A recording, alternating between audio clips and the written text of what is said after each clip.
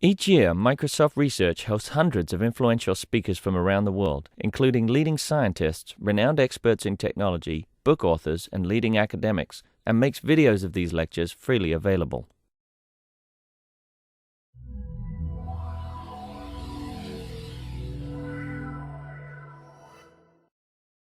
My name is Kim Ricketts, and I'm here to introduce and welcome Ian Ayres, who is visiting us as part of the Microsoft Research Visiting Speaker Series. Ian is here today to discuss his book, Carrots and Sticks: Unlock the Power of Incentives to Get Things Done. How many of us have made goals for ourselves that come up short? The new science of behavioral economics, or the science of punishments and rewards, can teach you how to tailor incentives and get things done. Ian provides a toolkit to help people and organizations meet both personal and professional goals. Ian Ayres is an economist and lawyer who is the William K. Townsend Professor at Yale Law School and is a professor at Yale School of Management. He is a columnist for Forbes magazine and an author of 10 previous books, including Super Crunchers, which he was here speaking about a couple of years ago. Ayres served for 7 years as the editor of the Journal of Law, Economics and Organization, and in 2006 was elected to the American Academy of Arts and Sciences. Please join me in welcoming Ian Ayres back to Microsoft. Thanks a lot. Thanks for coming out. I thought I'd start with a fairly simple question. Imagine that you could trust me that I actually was going to give you money, and which of these two options would you prefer, to get $200 in 6 months or $300 in 7 months? And I'm going to count to 3, and I'd like you to either shout out 200 or 300. 1, 2, 3. 200. Oh, good. Now, I heard a little bit of a mixture here. Raise your hand if you said 300. Yeah, so mostly it's $300, right? And this is pretty simple. If you trust me, it seems like you should be a little bit patient to get this extra amount of money. And you are giving the same answer that most people give when they ask this question. But what's interesting is if you ask a very similar question, ask people whether they want $200 today or whether they choose $300 1 month from now, still 1 month delay, but there are a much higher proportion of people that become impatient as the time to the choice shortens. And this is called present bias preferences, and it's this preference to grab for the money or a benefit that is just in front of us is been played around with by a lot of behavioral economists and psychologists as one of the problems of willpower. Can pigeons read? This one gives every indication, because it's been taught to distinguish between two words and to behave appropriately. And here is an example of one of the Skinner-like boxes that helps give pigeons incentives. It turns out pigeons have displayed just the same kind of present bias preferences as humans do in that earlier experiment. That pigeons, if they are given a choice between having 5 grains of seed or 10 grains of seed, if they'll wait 4 extra seconds, they will be patient if that choice is given to them in the future. And matter of fact, this is a slide that talks, and the beautiful thing about pigeons, they work cheap, and you can, 50,000 times they ran this experiment, and they just varied. Sometimes if they hit one lever, they got one set of food after 12 seconds, and another lever, they would get twice the food if they waited 4 extra seconds. And if you put the 2-lever choice out in the future, they're fairly patient. But just like humans, if they again get to double their food for waiting, they won't wait if it's a choice between 2 and 6 seconds. It's not just humans, but a lot of animals have this present bias preferences. And what I really love, though, about these pigeon experiments is if you put in a third lever that is a disabling lever that gives the pigeons the ability to tie their beaks, to make a commitment not to have the temptation of going for the small amount of food. About a third of pigeons engage in a kind of commitment device. And this is so, and I think this is, again, another way that we might be like pigeons. Humans, not everybody can bring themselves to use commitment devices, but at least a minority of humans can. I care passionately about this. I'm a co-founder of a website called stickK.com, stickK.com, where you can go and set a goal and choose the kinds of accountability, layers of accountability to reach that goal. So you can choose to lose weight or exercise regularly, quit smoking. You can, one of my contributions is you can enter into I commit to, and then there's an open text box where you can put in any goal that you want. And you can then choose, for example, how many times a week you want to exercise. One thing that's really unusual about this website is you can put money at risk. You can put your money where your mouth is. And here's somebody that put $100 at risk. And you can choose whether or not you want to be your own referee, an on your honor contract, we call it, or you can choose a third party. And at all these dimensions, you're in control.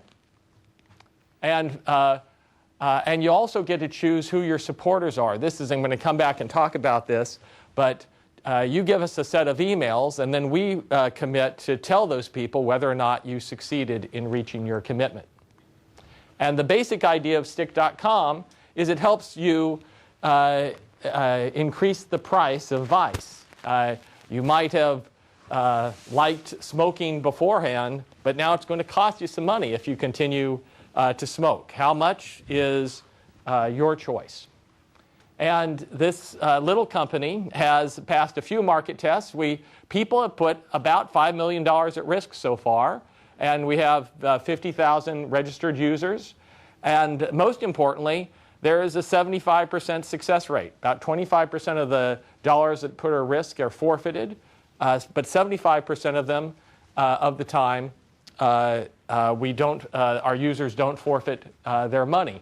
By the way, since there are probably some coders in the room, it gave me a new appreciation for the difficulty of coding, and I sat in the coding room up in Montreal at a place called Summit Tech as we were desperately trying to make a New Year's launch about 2.5 years ago, or 2 3/4 years ago. These commitment contracts, I'm going to be talking a lot about personal commitment contracts, but I do want to emphasize that these are contracts that can help you professionally. They can be used on the job. And one of the places that stick is helping corporations is in wellness programs. Bennycomp has a 5-part program to help people become healthier, and this is really important to keeping healthcare costs low. And we've also worked with Staples. Staples has had a stick-to-it business challenge, and one of the things that was very savvy about Staples is they realized that one of the problems that their customers have is that procrastination. A barrier to buying from Staples is that you just put off things you want to do. You want to upgrade your Wi-Fi router, but life gets in the way, or you want to start using QuickBooks, and you just don't get around to it. So Staples, and it's so online, they started giving easy points, a carrots program that you could redeem for cool stuff if you would make a commitment, if you'd sign up supporters, and if you would follow through on doing it. And this could be commitments to redo your resume or to finish a business plan, but it also could be commitments to green your office with recycled paper. Turning to the personal, these commitment contracts can really help you change your life. I've developed something called the $500 diet. It's a very simple idea. It's a different kind of diet plan. Could you lose a pound next week to save $500? If you had a choice between either losing a pound or losing $500, which would you do? And lots of people would prefer to lose a pound, could bring themselves to lose a pound. And this diet plan, which, by the way, is going to be published separately, I think, in time for New Year's resolutions on January 1st. Most diet plans focus on what you should put in your mouth, and that's not this diet plan. My claim is that information isn't the problem. If you already know that if you want to lose weight, you should eat a little bit less or exercise a little bit more. The big problem is that people don't have the right incentives. So my 7-part plan focuses on you choosing the right goals and then changing your incentives with the right kinds of commitment contracts. And by the way, I care passionately about this. This is my own diet history from a couple of years ago. I used to have a BMI over 25, which made me medically overweight. And these two lines represent, the blue line represents my forfeiture weight. I put $500 at risk a week. And if the red line was my daily weight, if my daily weight went over the blue line, I lost $500. And to be honest, this kind of a drop isn't so impressive. Lots of people, when they diet, and indeed, I 3 or 4 times before had been able to lose weight. But what's really impressive is that it has gone, that it's flat after this. So many times, after 6 months, people regain weight, and I didn't. What is this book, Carrots and Sticks, about? Well, one way to talk about its thesis is that if you want to tailor it, the book is trying to help you craft the right kind of incentive contracts, the right kinds of commitments and incentives. And one way to state the thesis is that crafting the right kind of incentive, it's a lot more than just setting the right price. And you can hear here the actual voice of B.F. Skinner. Pecks the ball as it comes toward him and knocks it. And he's the father of positive and negative reinforcements. Here he's used food to teach pigeons how to play ping pong. And when one scores a point, it knows it can go down and get food. All right? Carrots and sticks are important. Setting the right price is important. But my claim is that it's more than just setting the right price, and that other people matter, mindfulness matters, framing matters, and that if you really want to be successful, you have to get the right price and attend to close to a dozen other dimensions of incentives. One place that you can think about this is thinking about anti-incentives. And Zappos does something very interesting with new employees that I call an anti-incentive. After their initial training of 3 or 4 weeks, on the last day, they separately pay you for your training, and on the last day, they offer you $2,000 to quit. And this is a very strange thing. You know, normally you incentivize people to do the things you want them to do. Here, they're giving you incentive to do, I call it an anti-incentive, because it's incentive to do the opposite of what you want them to do. What's going on here? Well, in part, Zappos says, if you took the offer, they don't want you to work for them. So it's kind of a filtering device. But there's another thing that I think is really important that's going on. This anti-incentive, the key to an anti-incentive is it tempts people and they resist the temptation. About 98% of new employees turn down the offer at Zappos. And so it's a very cheap offer to make because almost none of them take it. And they lose the employees they didn't want. But here's the thing. The employees that resist the offer, by resisting, they learn something about themselves. And it actually keeps them on the job longer. Because one thing's for sure is if after you turn down $2,000 to quit, you're not going to quit 2 months later for nothing. Right? So that, because it'd seem like internally a fool. Like, why am I doing it now for nothing? So one of the ways is, in thinking about the right price, is sometimes you might even want to have a negative price in order to do this. Another way to think about anti-incentives is as another response to a classic experiment on Israeli daycares. This is written up in Freakonomics and some other places as well. It's a very well-known study. Daycares were having problems with parents showing up too late. So they did a randomized experiment where some of the daycares started to impose fines if parents showed up late. And perversely, the parents showed up late more often when they were fined. And the psychological lesson from this, which is an important one to keep in mind, is that incentives can disrupt social norms. And you used to feel guilty about showing up late. And now parents who were fined said, I don't feel so guilty because I paid the price for it, right? Well, and so most people then say the reaction to this is that you shouldn't use incentives. But I say to you, you might try to use an anti-incentive, where if you show up late, we're going to give you money. But the catch is it's going to come from the poorest daycare worker here.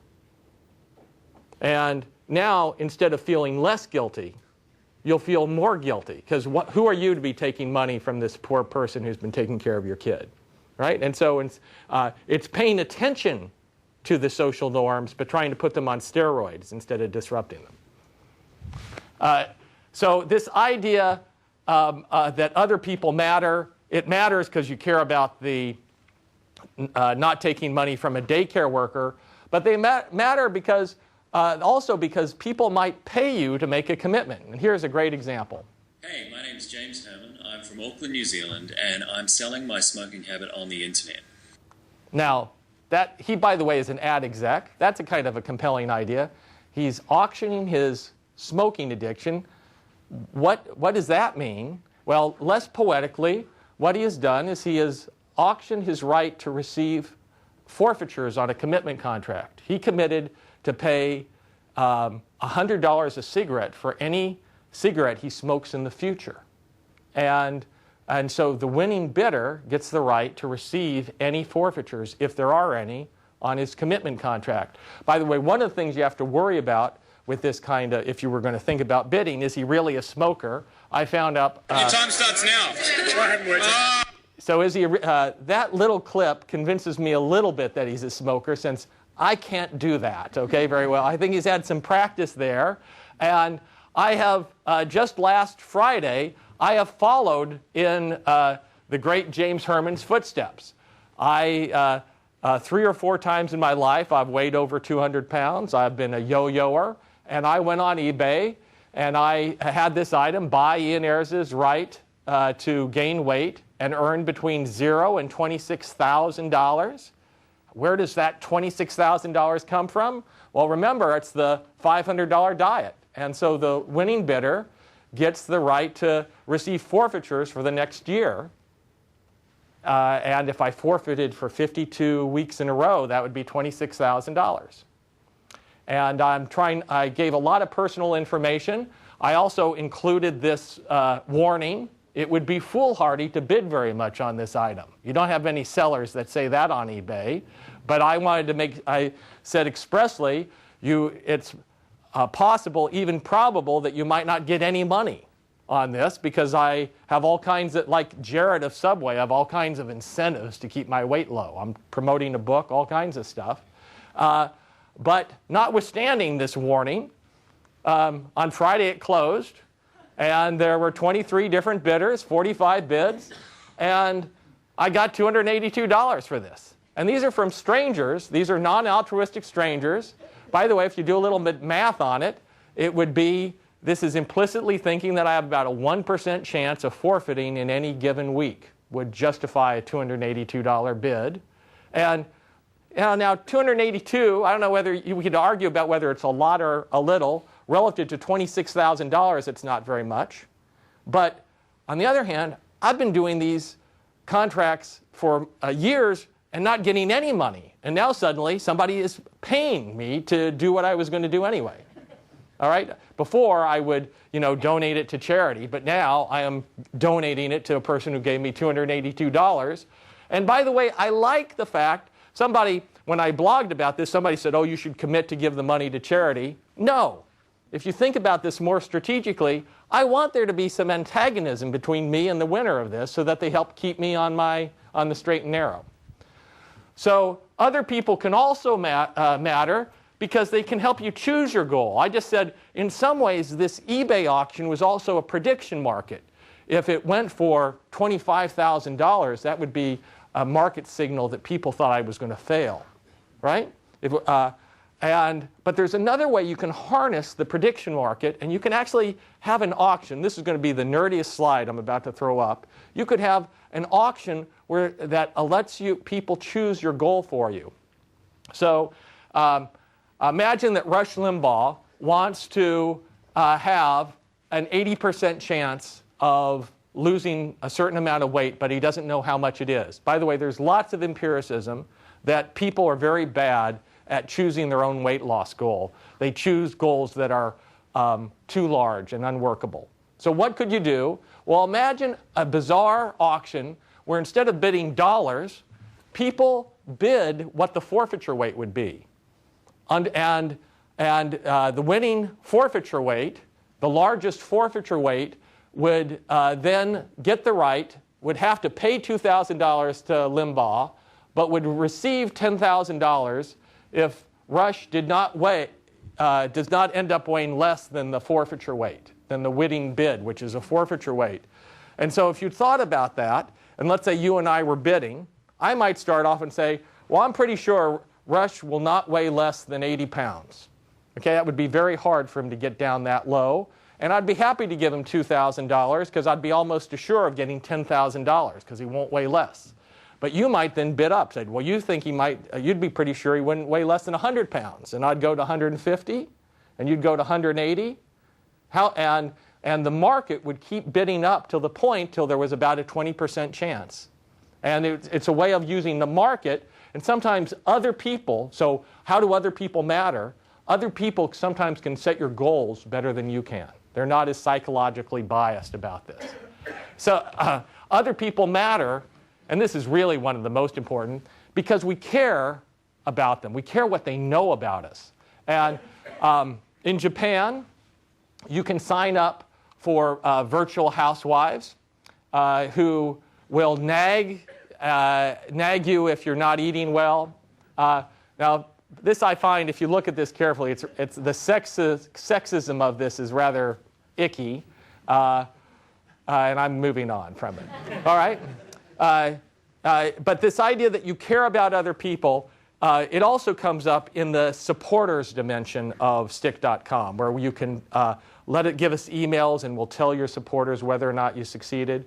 One of the really fun things about writing this book is that I talked with dozens of people who entered into commitment contracts. One of the guys I talked to is Justin Noble, and he made a commitment contract, a custom design contract to go to church. And I started talking to him about it, and this often happens. He first made a commitment to get to work on time, something that some of you might need here at Microsoft, and it worked like gangbusters for him. And so he took it to the next level. He said, "I'd like to go to church." And in talking with him, Justin revealed to me, and by the way, he put money at risk to go to church, set up a referee, his girlfriend.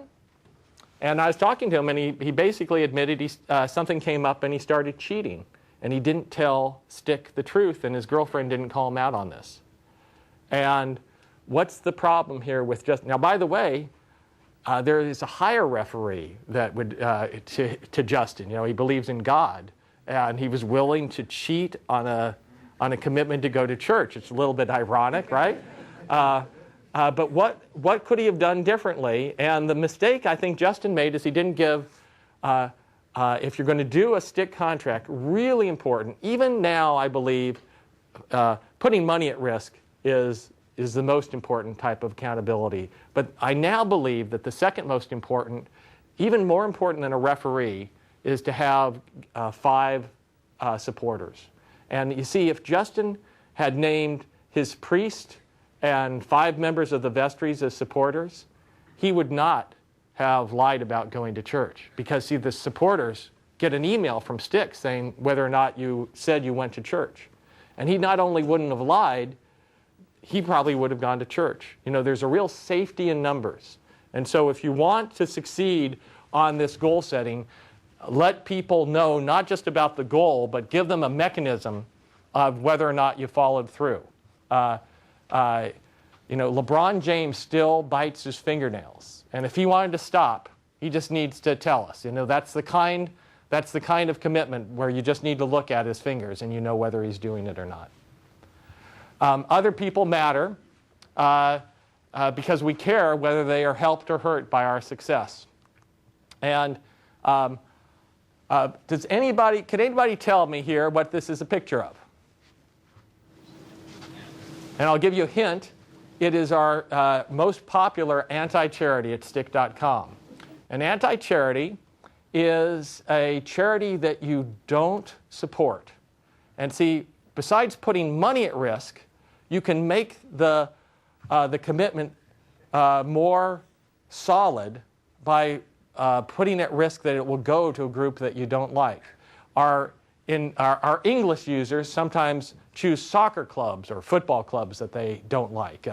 And so some people here couldn't stand giving money to the evil Yankee empire. But this is our most popular anti-charity. It's the George W. Bush Presidential Library. All right? But we are nonpartisan, and we have all of our anti-charities are paired. So you could also give to the William Jefferson Clinton Presidential Library if you preferred.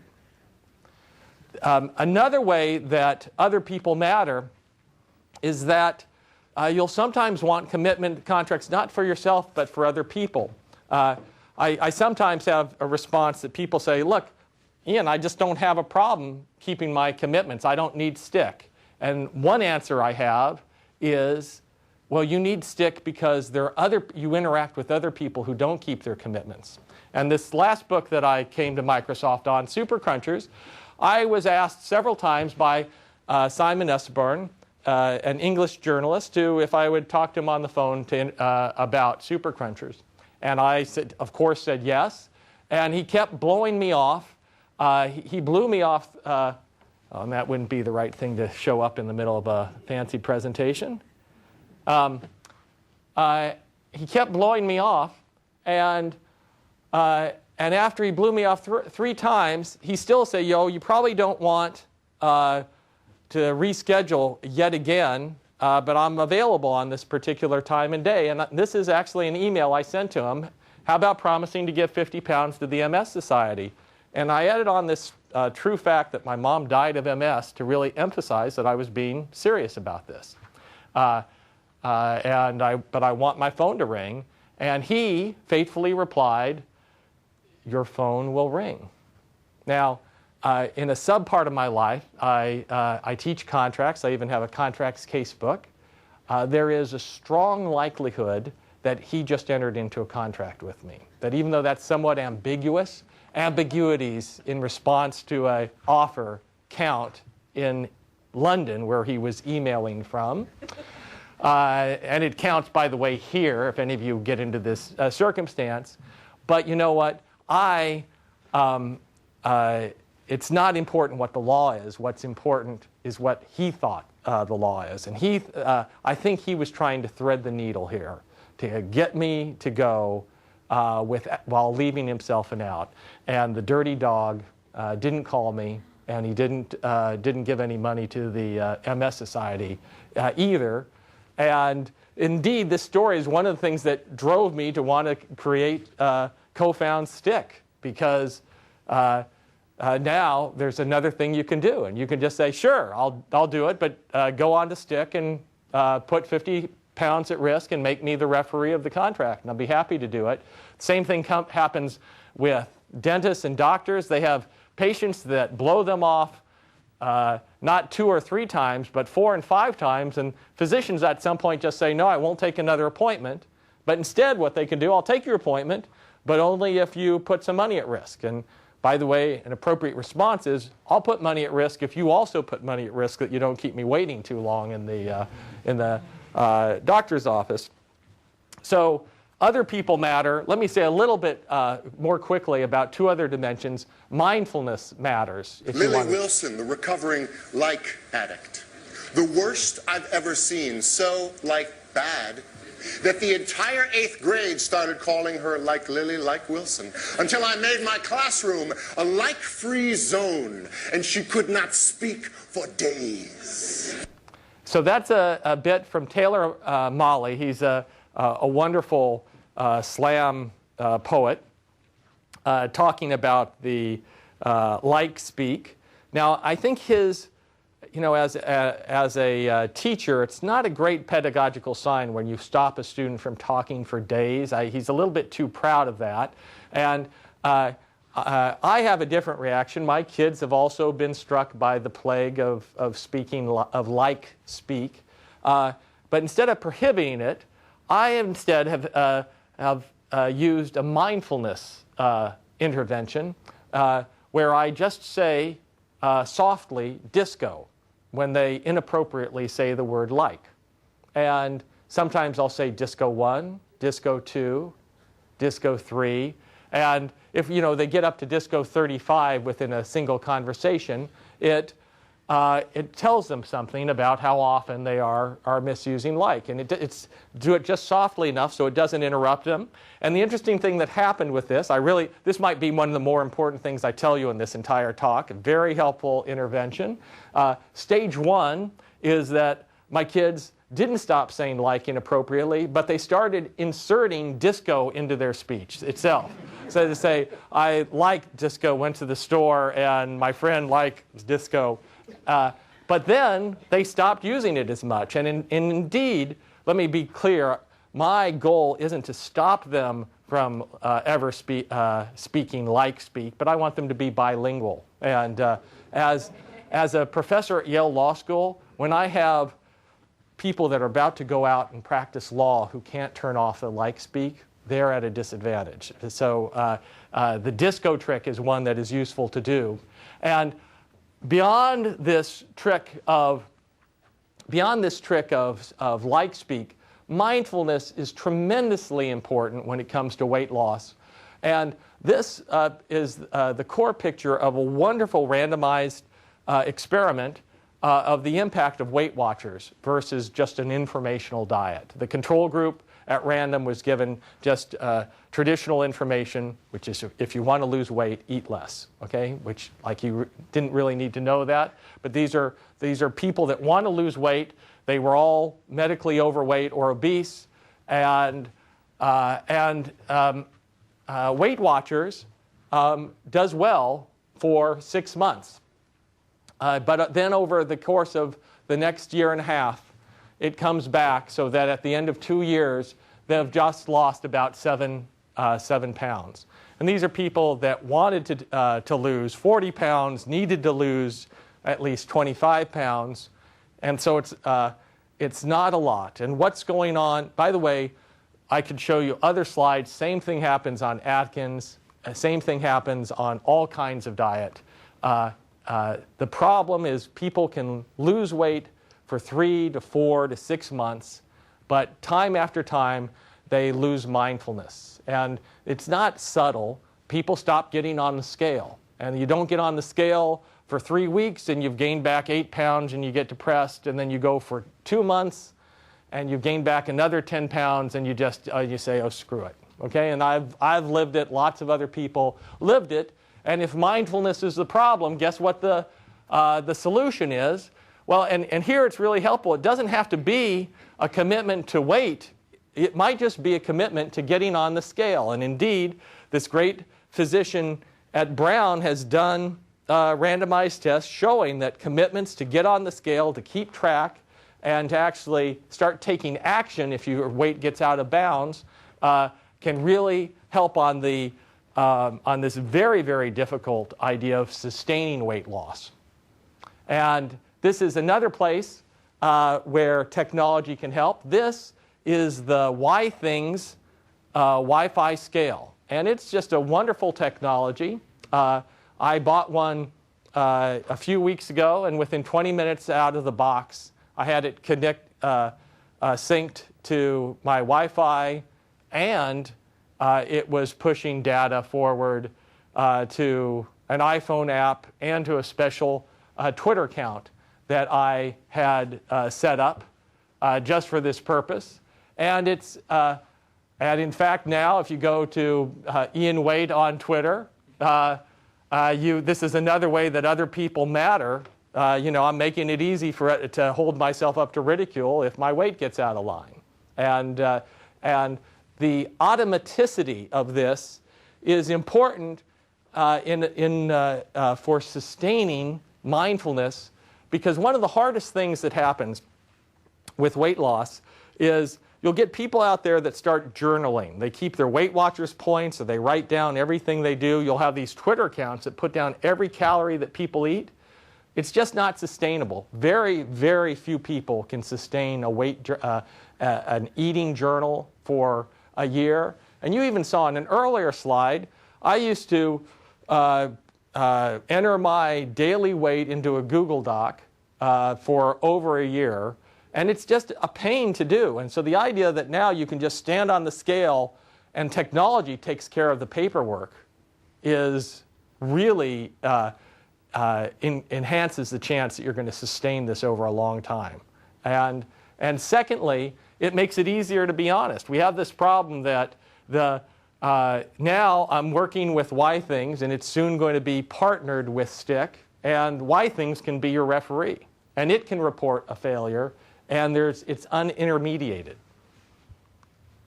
So finally, I want to talk about framing matters. And here are a couple little experiments. This first one was done at Columbia University, a coffee shop near this university.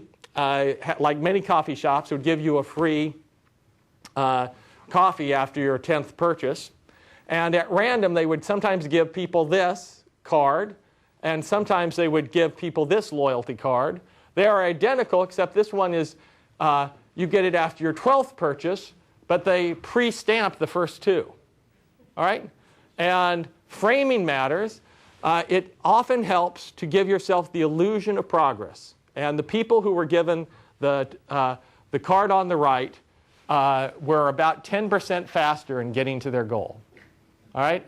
And the second thing that I want to do, and here, I need a volunteer for this. How about you, sir? Will you help me? Yeah. Okay, you don't have to stand up. You can just do that right here. Okay, this is a real advertisement that was sent out to people to try to raise money for orphans in Africa. Okay, it's translated. It was sent out in Korea. All right, and the deal is this: half the people at random saw the upper element, and they were told that we have raised $4,920 of a $10,000 campaign, and half the people at random were told that we still have $5,080 to go on a $10,000 campaign. And so your question is, which one of these two charitable solicitations was more effective? The upper one, the to-date condition, or the bottom one, the to-go condition? I will say the top one. The top one. And it turns out that in some ways, I'm testing your own reaction to this, because it turns out there were they were each effective, but for different types of people. It turns out that the top one was more effective for people who had never yet given to that charity before. And when those people were given these two different solicitations at random, the people who had never given, to be shown that some other people gave, help them give money. Now, you probably haven't given to this Korean charity before, right? But the people who had already given to the charity, they gave more if they saw the bottom one than the upper one. And so if you already have a level of commitment to the thing, focusing, and this might help you if you're swimming laps. If you're not so committed to it, focus, you should count up from, I've done 5 laps, I've done 7 laps, okay? But if you're more committed to it and you want to get through it, count down. I have 6 to go, I have 4 to go, I have 3 to go. Framing, this is another way that framing really matters. Now, I've been talking about lots of ways that incentives and commitment contracts work. Just want to spend a little bit of time on how they don't work. This is a famous theme of literature. Maybe the most famous is the idea of Shylock and securing a pound of flesh. It also comes up in Stephen King's wonderful short story, Quitters Incorporated. Make the unbreakable vow. And Harry Potter doesn't miss it either. The unbreakable vow is one that if you break it, you automatically die. In all these cases, evil people are the ones that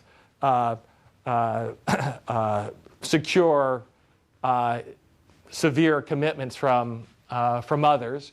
And there are good reasons that we have concerns about overcommitment.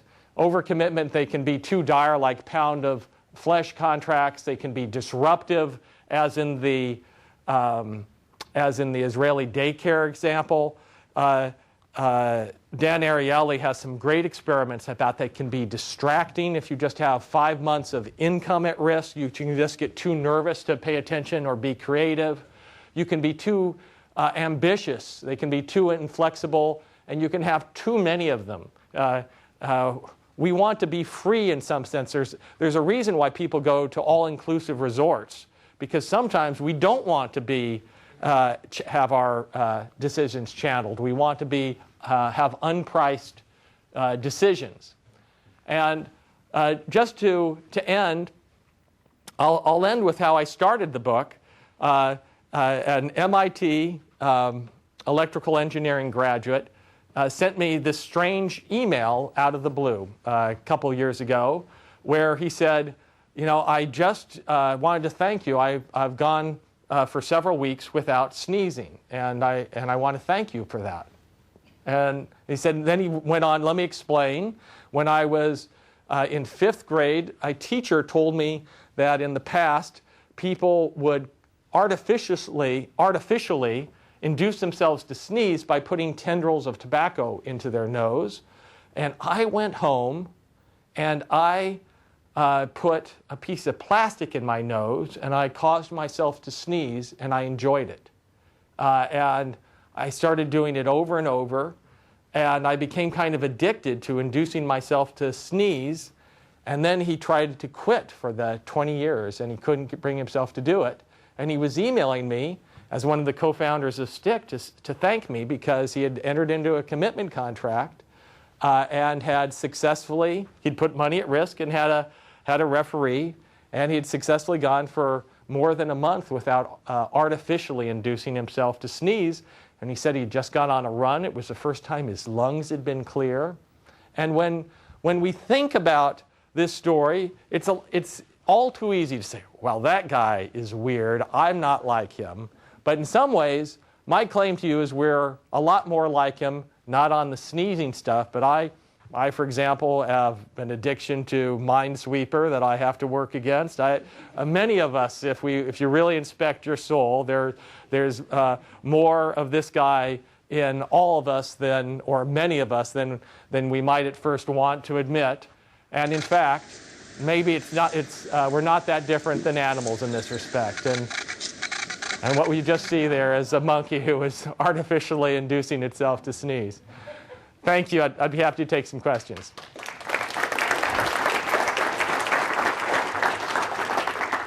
Yes, sir. When you talk about the Israeli childcare example, the first thing that came to my mind was, if it were my company, what I would do is I would say, I'm going to increase the price for everybody in daycare, and I'm going to keep track of if you're later or on time or early. And if you're early, I'm going to give you a kickback. Great. And that would be kind of like a positive motivator. And you didn't really talk much about using anything that to me sounded like a positive motivator. And I was wondering if there's a reason, or if that was coincidental, or any thoughts? It's not coincidental. And the book actually talks about carrots as well as sticks. Often the best motivator is going to be carrots and sticks. But let me say there's a lot more to say here. There is, once people if they're willing to enter into an incentive device, sticks tend to be more effective than carrots. And it's because of something called loss aversion. Losses loom large. People work harder to avoid losing $10 than they work to try to gain $10. But, and this is a tremendously important caveat, it's really hard to get people to participate voluntarily in stick contracts. And so And in fact, when you go to the workplace, if your employer tries to foist a stick contract on you, it will lead to a revolt. So often your wellness programs will only be implemented through carrots and not through sticks. And so there's often a tension between getting people to participate and getting the terms that once they participate will be most effective. And the one way that actually I'm trying to push a little bit toward this is one of the more powerful ways to combine it shouldn't be a choice of carrots or sticks, but one of the best ways to combine carrots and sticks is to give you carrots to sign up to pay Ian Ayres $282 if he will then put money at risk in the later on. And this especially helps because we have this bias toward the present. And so we lure the carrot. I'll give you money right now. Here's $200 if you'll put in the future, when you don't really care as much about it, the possibility of losing money. And that's one of the ways to combine this. But carrots have an important role, especially to get us to participate. Yes, sir. Thinking about the story of the guy who wanted to go to church and he sort of picked the wrong referee to help him that. On your site, have you looked at the differences between the contracts that are on your honor versus the ones with individual, and have you found anything about forfeiture rates and other things? Surprisingly, there's not much of a difference in forfeiture rates. They're both 75 to 80%. It's a slightly higher success rate if you have a referee than if it's on your honor. And I should emphasize, though, from this that these success rates are reported success rates where the failures come either from your failure to report success, or if it's a refereed contract, the referee can also report your failure. And so it's surprising somewhat that there wouldn't be a larger difference between, well, why on an on your honor contract, why would we have 20% failure rate? Because these are people that just by lying to us can stop themselves from losing real money, and there are a lot of people out there that aren't willing to lie, or 20% of the time they're not willing to lie. So there's not as much of a differential there. But you know what is a big differential is as you add extra supporters. You're going to have a higher success rate as you go from one. If I hold constant, if I look at just the contracts that have money at stake and that have referees, you're going to have a higher success rate as you go from 1 to 3 to 5 supporters. So picking out 5 supporters, really helpful. Yes? So, here at Microsoft, we have a lot of knowledge workers. And the type of work tends to be sometimes either hard to measure or non-deterministic outcome, a lot of creativity. Yeah. And I'm kind of coming at this from, well, first of all, someone's relatively ignorant about all of this. I'm a brand new manager, so I'm still learning about these things. Mm-hmm. But I recently saw a talk from Dan Pink on TED. So that probably gives you enough to know. There's my question. How does this apply? Excellent. And I just put up a Freakonomics blog post in answer to your question on the New York Times this morning. So I've been thinking a lot about this, and in this great TED Talk, Daniel Pink talks about the difference between 21st century problems and 20th century problems. And the 21st century problems are centrally about creativity, and there is some good experimental evidence from Dan Ariely that incentives can disrupt creativity. So I full stop, to the extent that the core thing that you're trying to motivate is creativity, this is a caveat on how much you want to use carrots and sticks. However, there are 3 things that I still want to add on. There are plenty of 20th century problems that are still all around us. People are overweight, people smoke. There are a lot of, and indeed, if you look at the dominant contracts that people enter into, They are not creativity contracts, even though we've had people that enter into contracts to write folk songs on stick. And so some people use it for creativity. The next thing that I think is important is there are a lot of tasks that are a mixture of the creative and non-creative. And long before stick existed, there was this lovable writing instructor, really beloved writing instructor at Yale Law School named Rob Harrison. And he's the kind of guy that ends every email, "Love Rob," okay? And bizarrely, from this perspective, he has offered students with deep procrastination, writer's block, the option of doing a kind of commitment contract where for the last 10 years he said, "You're having trouble getting this paper in, fill out a check to charity and I'll hold it for you, and if you don't get in the paper to Airs on time, I'll just mail it." And so he's the referee. And interestingly, the smart Yale Law students, without my help, about 5 years ago said it would be more effective if we use anti-charities than charities. And in 10 years, Rob has never had to send a check. Now, writing is creative, but part of it is creative, but part of it is just writing the damn paper, right? And so it's a trade-off. There's the creativity part might not be the best way to come up with it might not be the best way to come up with a truly breakthrough innovation. But if you need to get 1,000 lines of code, there's part of that is creative and part of it is just putting in the hours.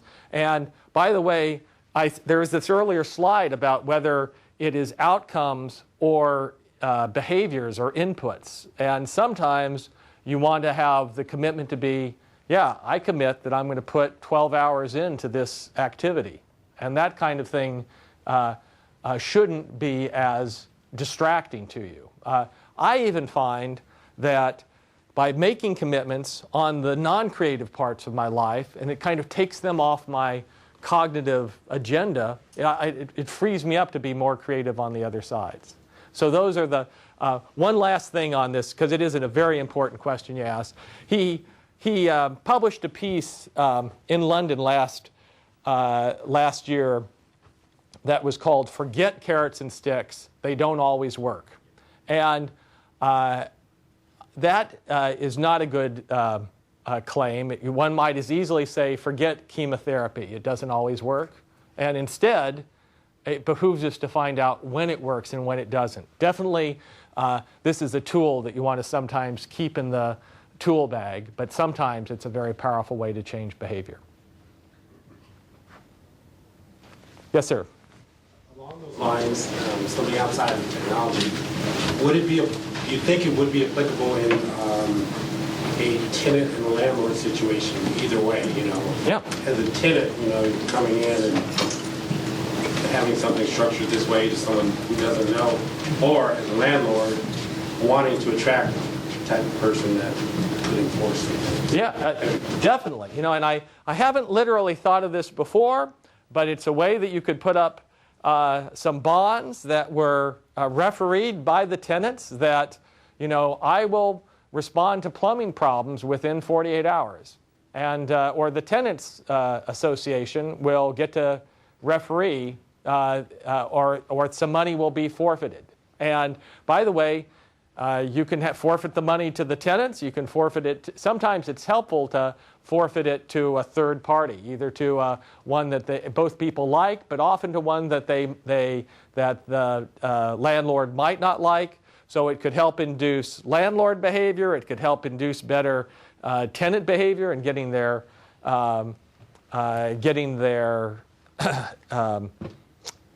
rent in on time, or making sure they take out the garbage, things that they're trying to do. Any kinds of behaviors, and these are again not ones that are deeply creative, that are you might be able to putting some money at risk might be one of the ways to improve the equilibrium. Yes, sir. My question's around getting people to buy into this in the first place, right? I mean, how do you get people motivated to get into it? Because I think once they're in the scheme, I think they'll do a good job of responding to the incentive. But just getting them to get there in the first place is the hard part. Yeah. So So first, you're exactly right. Participation constraints are what economists call this, and it is one of the. It comes up over and over again in this book. Is how can you get them in to the kinds of devices that are going to work the best? One of the ways that behavioral social scientists have reacted initially to stickK is they said, you know, this is going to be such a problem, no one will use your site. Because in order to use it, you have to have a willpower problem, and you have to be sophisticated enough to know you have a willpower problem. And the number of people and by the way, they have to trust that you're not just going to steal their money from them, little things like that.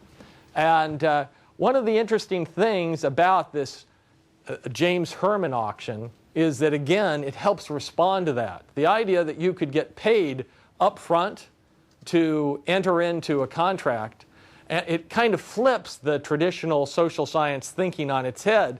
The people who don't think oh yeah, I'm overweight. And what do I mean? You have to know you have a problem. Well, yes, I know I'm overweight now, but I don't think I'll lose it next year. So many people have that naively think they're not going to have a willpower problem in the future.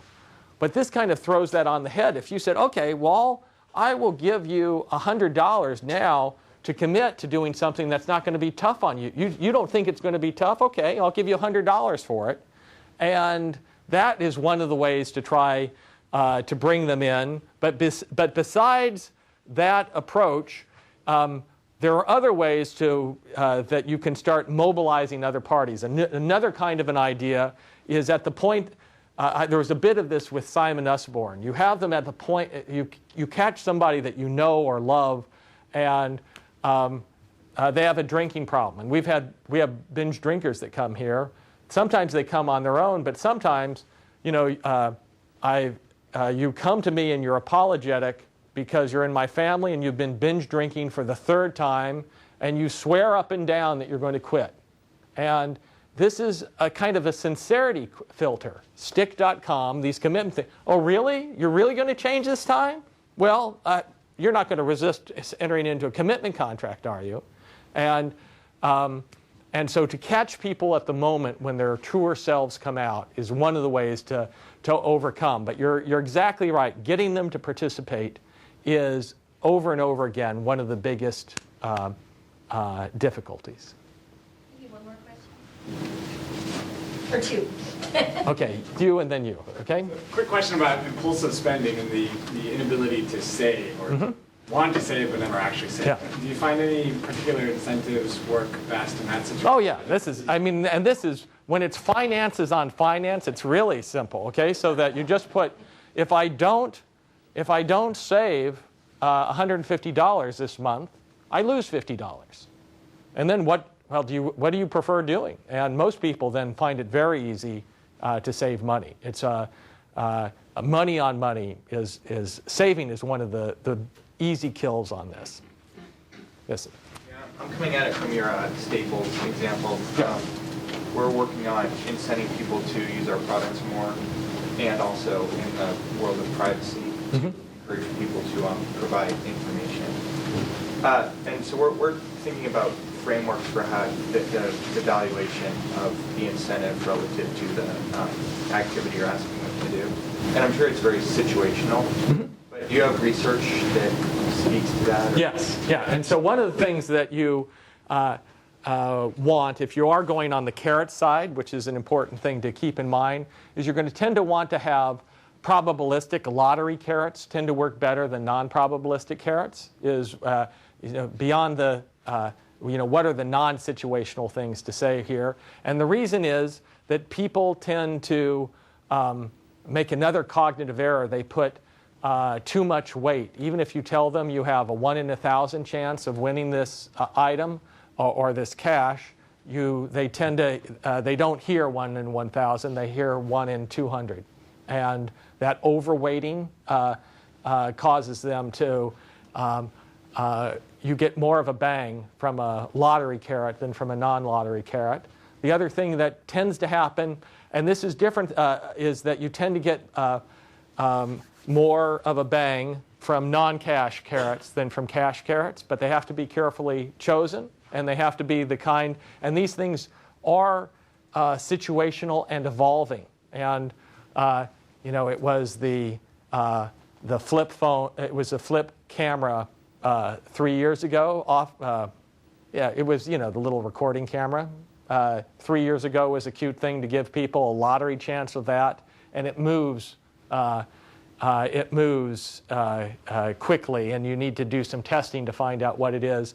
People will tell you that they prefer money to non-money, but if you actually, there have been great experiments that say that have randomly tried to incent people to solve math problems, and for massages. Oh, by the way, massages are a pretty good thing that work. Giving people a lottery chance of massages tends to work better. And you want the kinds of things that give items that give people, even if they win it by lottery, give them a chance to brag about themselves. Hey, Joe, did you see I got a day at a spa, or I got to go on a trip, or something like that. Those are the, and since you can vary the lottery amounts, and as applied, something else you want, and a final rule that I'll give you is you want people, when you have lotteries that people can build up, you want them to always have a chance at it. And so that they, if they're building up easy points or Microsoft points, they can accumulate those and raise their chances. So even if they don't have many points, they still could take a flyer at winning the car. That's the, that will keep them more engaged than to say, oh, you have to get 4,000 points before you have a chance at the car. And I say, oh, I'm never going to get to 4,000, so this doesn't interest me. And I think that's it. Thank you so much.